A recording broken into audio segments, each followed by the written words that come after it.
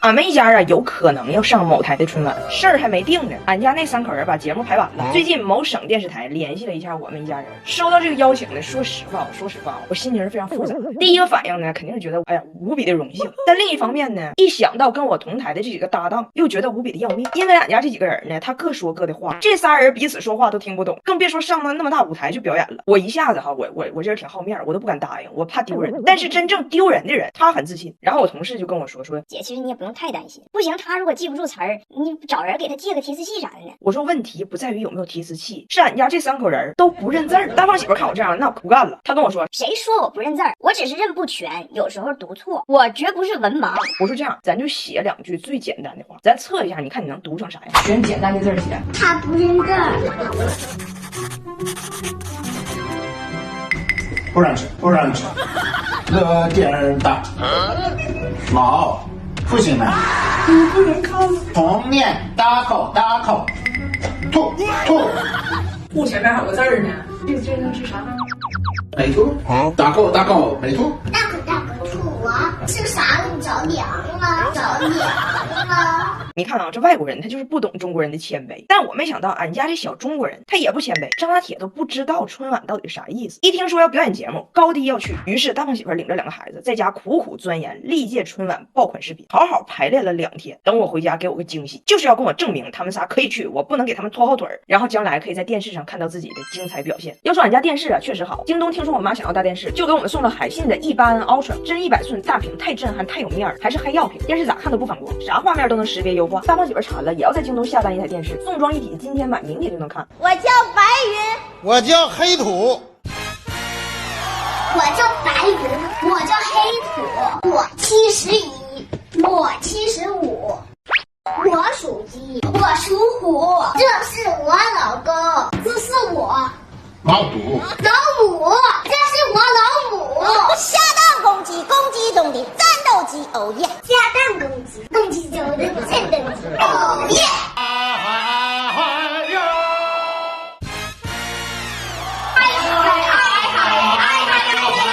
干啥呀？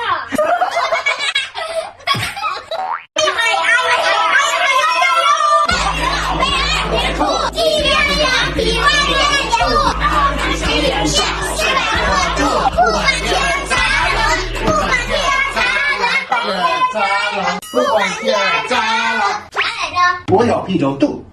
要不我自个儿去呢？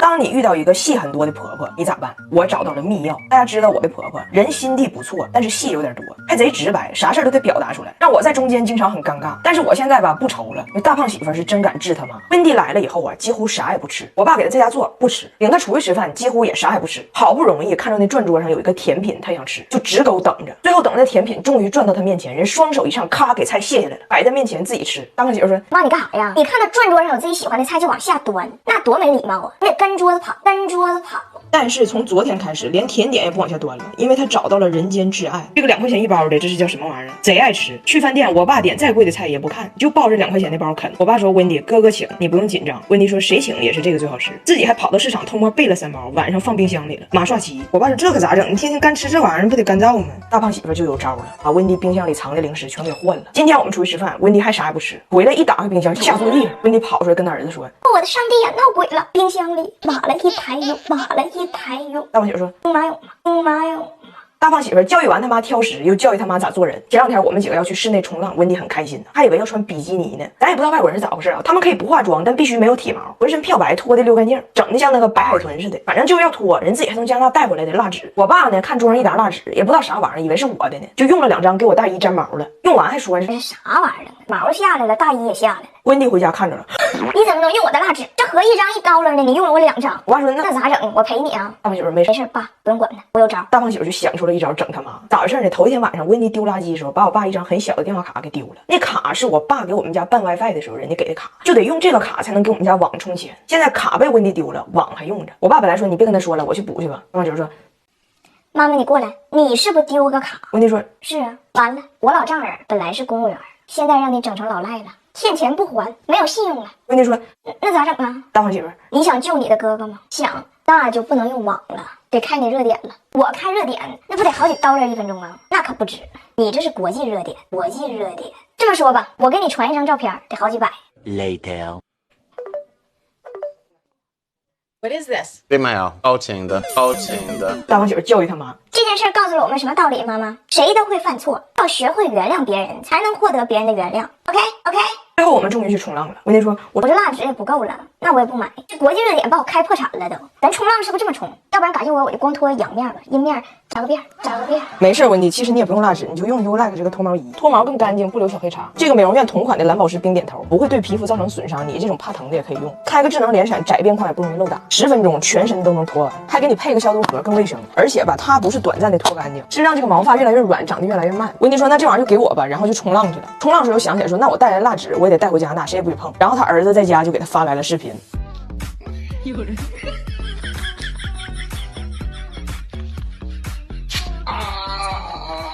有没有脸皮薄社恐的朋友？我把我的婆婆借你，让你每天社死好几回，肯定能治好。我婆婆快走了，临走跟我说要去雍和宫，她在加拿大就做攻略了，听说这里的开光能给人带来好运，于是我们就去了。到了开光的地方，流程是这样的：开光本身不要钱，但是应该先请一个手串，手串挺贵，你拿着请来的手串再去开光。温蒂坚决不买手串，直勾的就去开光，裸开。我说我给他买，他也不买。到了里边排了老长时间的队呀，前边所有人都开的手串，到他这儿了，人家说拿起你手上的东西。温蒂一看自己手上只有男婴一枚，二话没说将孙子高举起来，把张拿铁当场开了，当场开了。我说温蒂，你给我整老尴尬了。他说开光是免费的，对不对？人家说拿起你手上的东西，没人说一定买串，对不对？那我就把拿铁当成串，有问题吗？我说那他确实倒也是个串，倒也是个串。开光了。然后我们前2天在阳朔坐船，码头买票的时候，温迪就问我咋收费，我说成人全票1.2米到1.5米，儿童票半价。结果上船的时候，检票那儿有个身高线，我都过去了，温迪咔嚓把我薅回来，大声喧哗。张彩玲，你应该买半价票，你只有1.48米。所有人都看我呀，我说温迪你别吵吵了，我就愿意多花那60，行不行？行不行？温迪说，哎呀妈，你钱是大风刮来的，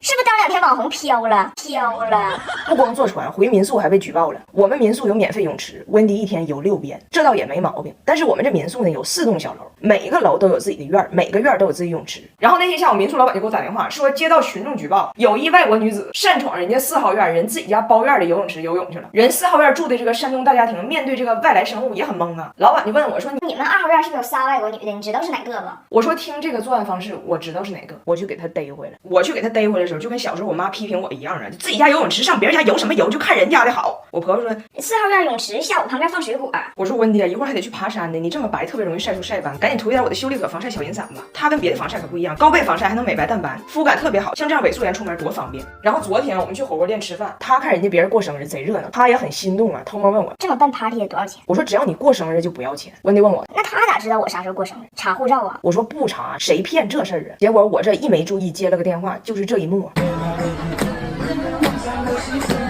还拿了人家3个玩具，人家火锅店小姐姐都看过我视频，说温迪你是4月份生日。温迪说啊，我今年过阴历。我说温迪你咋还知道阴历呢？温迪说我才明白，阴历在英语中叫 Chinese calendar， 就是中国历的意思。他以为他的中国历生日是自己随便选的呢，幸亏他要走了，他如果不走，为了占便宜，他得天天过阴历，他这个月月末就得阴历96岁，回去再见他61岁的老伴儿，那都得阴阳两隔的，阴阳两隔的。